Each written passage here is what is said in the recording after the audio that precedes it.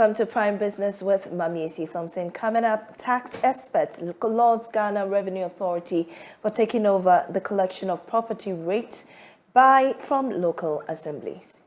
We have not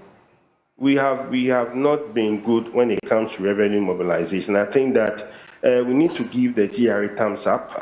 For some of the initiatives that they have brought on board.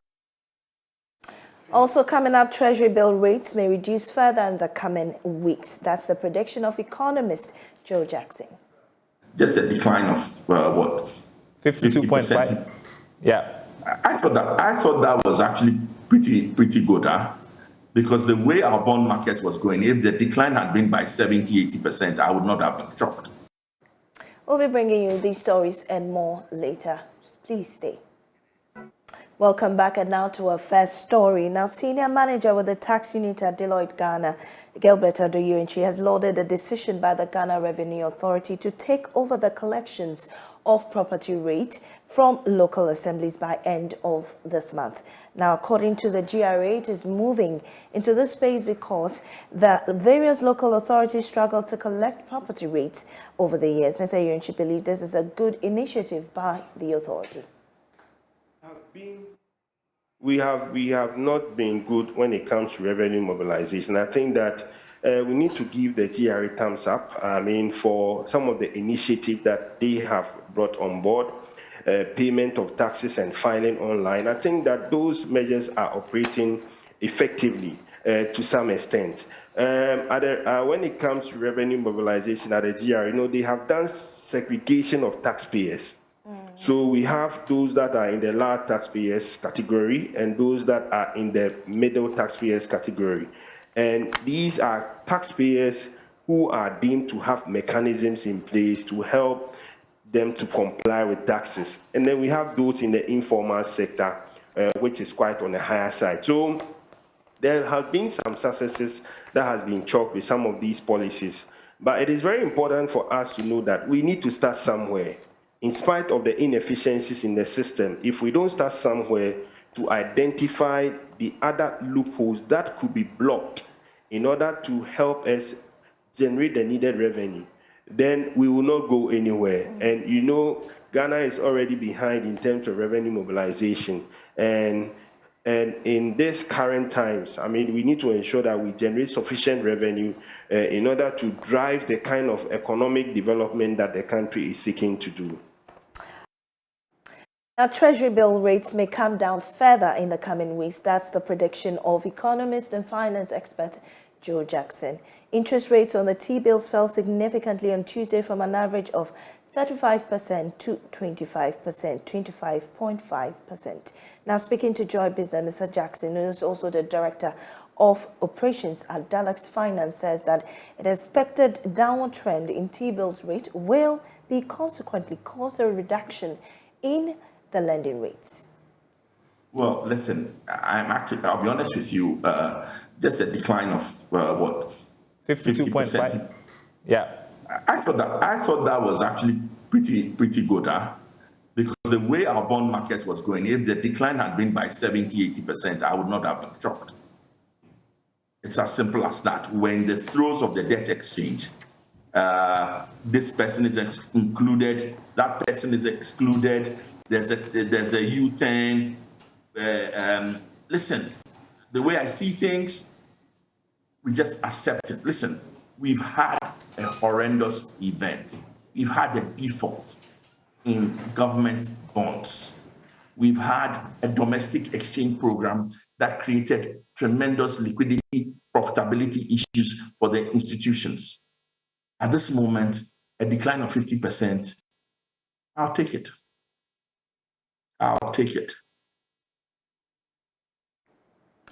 Now, the project manager of Africa Berlin Network, Ernest Ama, has lambasted government's continuous lip service in addressing unemployment. His comment follows the recent report on migration by the Ghana Statistical Service.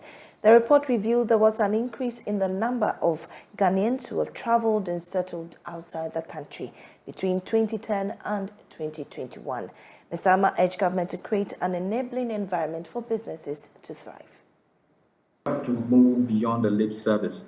I think we've heard it time without number. You know, we will do something about the brain drain situation in Africa, the immigration problem in Ghana, and then, you know, we go back to bed, and then we come back when the issue becomes serious again. I think what we need to do is to create an enabling environment that will make it, first and foremost, easy for, you know, indigenous folks, and this includes the youthful population of Ghana, you know, to start a life. Because once their basic needs have been met, once they get access to capital, once they get access to support, it makes it very easy for them to start businesses on their own. So that's the starting point. Now, Zenith Bank Ghana, in partnership with the World Trade Center Accra and Alibaba.com, have trained over 300 SMEs through the Alibaba Global Seller Training E-Course Masterclass. Now, the training provided participants with practical digital marketing tools and also insight on how to list products on Alibaba.com. There's more on the following report. The Alibaba Global Seller Training E-Course Masterclass hosted hundreds of small and medium-sized enterprises who were taking through a 3-week training on how to promote their businesses on e-commerce platforms such as Alibaba.com.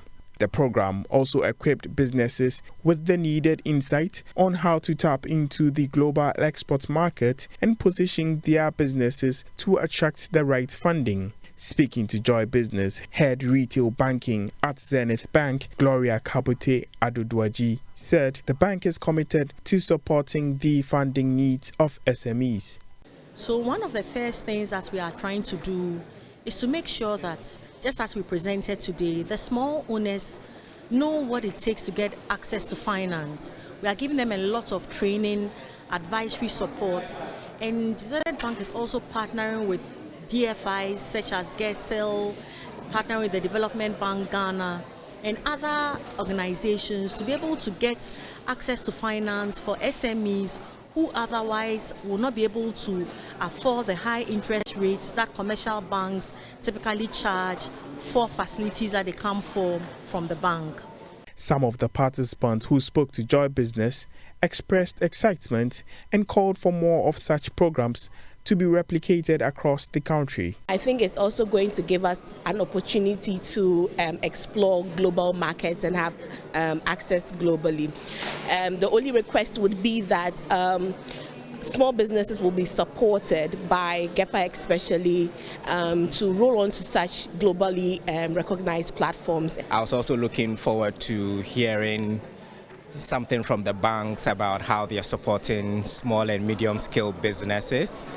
I was looking at how Alibaba can help us expand our market outreach, and I think I got most of that. The other challenge might be the cost involved in allowing SMEs to be present on the platform.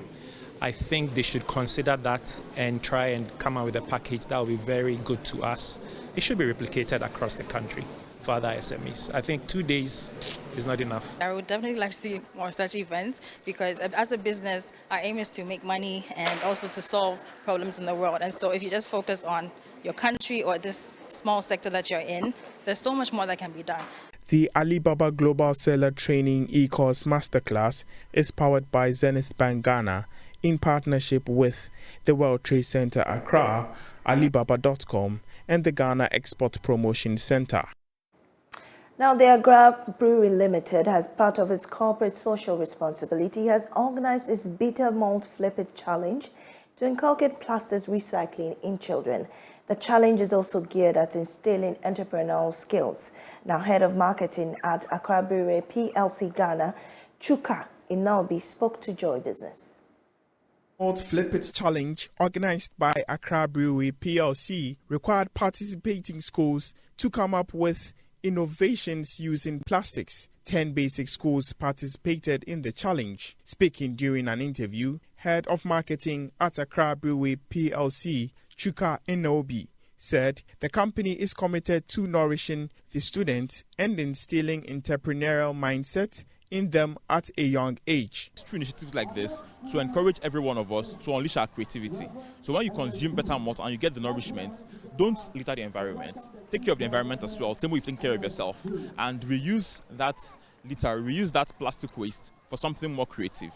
And then in terms of how we're going to expand the reach of this, it is through creating awareness like this, which is because we know we can't do this alone, right? We do this in collaboration with our students, with our kids, and with everyone else out there. So we encourage you, as you're watching this, to join us on this journey and encourage everyone around you to not litter the environment, but rather reuse the wastes that you generate into more creative solutions. So the key mantra is don't litter, but reuse them. Director of Cultural Education at the Ghana Education Service of the Greater Accra Region, Desmond Ali Kasanga, commended the initiative, adding that it would help in the development of the students. Cultural education is looking out for companies to come on board. We have so many disciplines that are not even supported. And if companies collaborate with cultural education units in this country, we are very hopeful that patriotism, hard work, truthfulness, loyalty, honesty that we are struggling with will be resurrected. Reverend Latte Adote Memorial School emerged winners and were awarded with 10,000 Ghana cedis. And away from that to agriculture, in Ghana, the cultivation of soya bean is relatively new. But however, the industry has been saddled with challenges. In a bid to address these challenges, the Soya Bean Value Chain Association of Ghana began an advocacy program themed the Soya Bean Roundtable. There's more in this report. Soya Value Chain Association of Ghana has begun an advocacy program to address some challenges confronting the soya bean industry. This is as a result of complaints gathered from suppliers of soya bean on the invasion of the sector by foreigners, although there is a ban on export in the industry. The Soya Value Chain Association of Ghana thus began an advocacy program named the Soya Bean Roundtable. This was sponsored by GIZ under its projects Sustainable Employment Through Agribusiness and Market-Oriented Agriculture Program. The Soya Bean Roundtable was based on the theme Strengthening Partnership for Growth and Sustainability. In a bid to ensure that the advocacy program is properly understood by value chain actors, the association inaugurated regional value chain committees. I'm Rich McAdams. I'm from Wa East. I'm a producer and aggregator in soybean. My name is Randy Hili Selassie from Lambusi. I'm called Sheila Zuwere from Nandom District. I'm soya beans farmer and at the same time make soya milk and soya flour. We are very grateful to God for giving us these able men. That notwithstanding, we are also grateful to them for availing themselves voluntarily to carry the fort in the region. In an interview with Joy Business, the executive secretary for the association, Yao Efrifa, indicated that the program is aimed at improving communication between government and stakeholders in the industry. In 2018, we started having a challenge in our value chain. Foreigners from Turkey, Indians, Chinese are jammed onto the local market buying soya. Apparently, because our soya is non-GMO and that the prices were quite low at that time, they took advantage to our market. There was no control, so what it started developing was price hikes. So between 2018 and 2020, a kilogram or 100 kg bag that sold at 100 Ghana cedi was selling at almost 400, 500 Ghana cedi. And our local processors who were leaning on purely credit from our farmers wouldn't get it again because now there was ready market. Even if they had money, they weren't that solid to be able to buy at that price and still make profit in their industry. So there was so much agitation from them.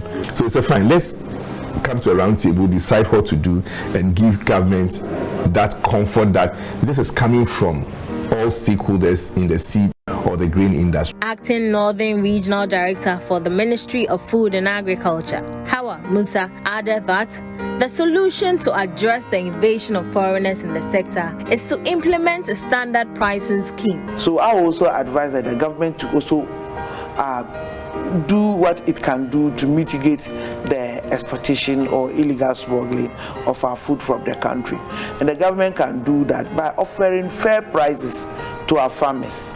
And where there are value chain actors like you, then you can also stand in to assist the government in getting the produce locally for our local consumption. And now to our Ghana Man series. Fort Amsterdam in the central region, played a key role in the slave trade era. It now serves as a tourist site. As we met Ghana Man James Ishen heads to the fort to assess the state.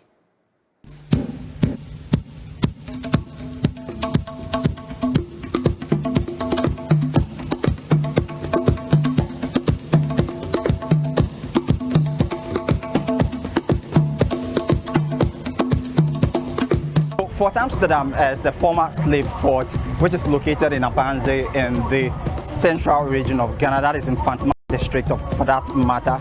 This particular fort was built by the English in between the year 1638 to 1645. That is a 7-year period. Follow me for more gist as I take you through the ins and outs of Fort Amsterdam in Abanze.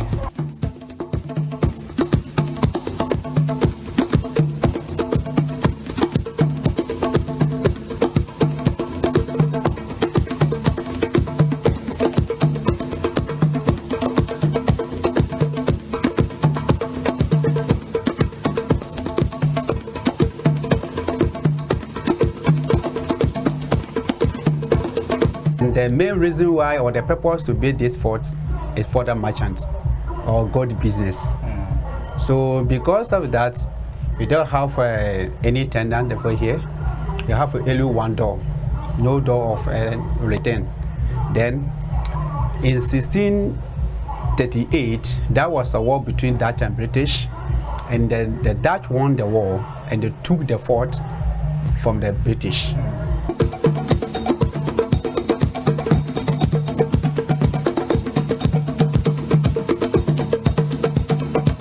The first name of this fort, it not was the Fort Amsterdam. It was Fort Commandant by British. Okay. But when the Dutch took from them, Dutch people changed the name from Fort Commandant to Fort Amsterdam. Is there a reason why? The reason was it's all about because it's the one who want to, just to rename the place. Okay. So the first name of this fort, by the owners. So they also want to change the name because of the business that also want to use this fort for. Okay. But the Dutch people, the British people used this for the gold business.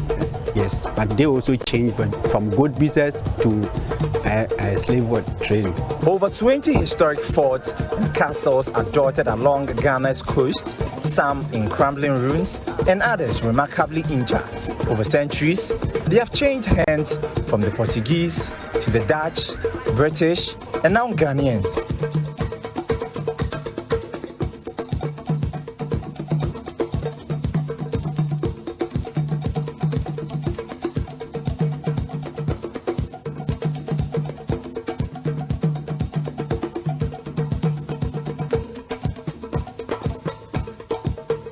Overlooking a coconut palm beach, the originally British fort, Fort Amsterdam, sits on a hill in Kormante and Abanze in the central region. This room also was the female source. It also was the female source. Yeah. It also contained or kept 150 female over here. So the top one you also used for the better trade. It's a storeroom and used for the better trade. So they were using the slaves in exchange of other stuff? Yes. No. Sometimes if you want to, other sugar,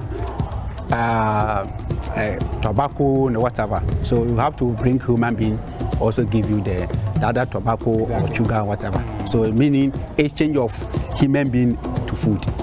Aside this, is there any other room left? We also have another room inside. Okay. It's so called here. Yes. It's so called female punishment room. Okay. Yes. Here was the female punishment room.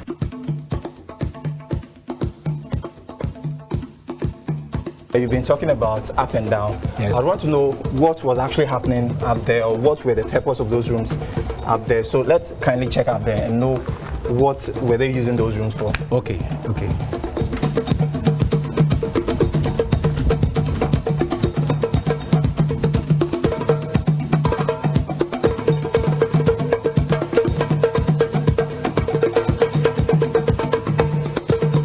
In 1640, the lodge was destroyed by fire. Believing the Dutch to be their assassins, a charge fervently denied the British built a heavily fortified fort. Never reoccupied, Fort Amsterdam remained as a ruin until its 1951 restoration by the Ghana Museums and Monuments Board. Yet in 2023, more work is needed to keep the fort in shape. For Joy Business, James Eshen.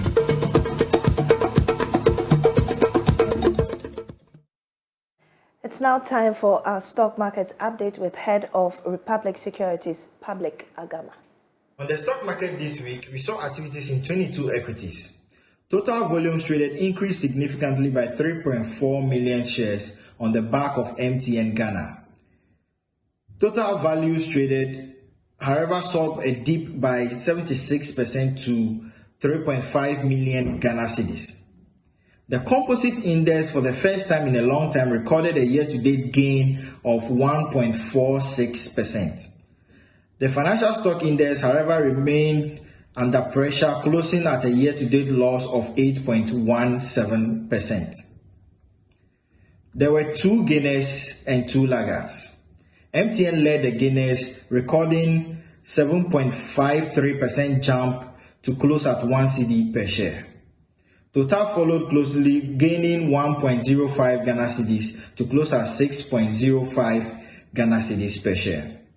Cal Bank lost a peso to close at 50 pesos per share, whilst Goil lost a peso to close at 1 cedi 64 pesos per share. For next week, we expect stocks like MTN and Total to see more activities as demand gradually mounts. We also expect some selling pressures in banking stocks.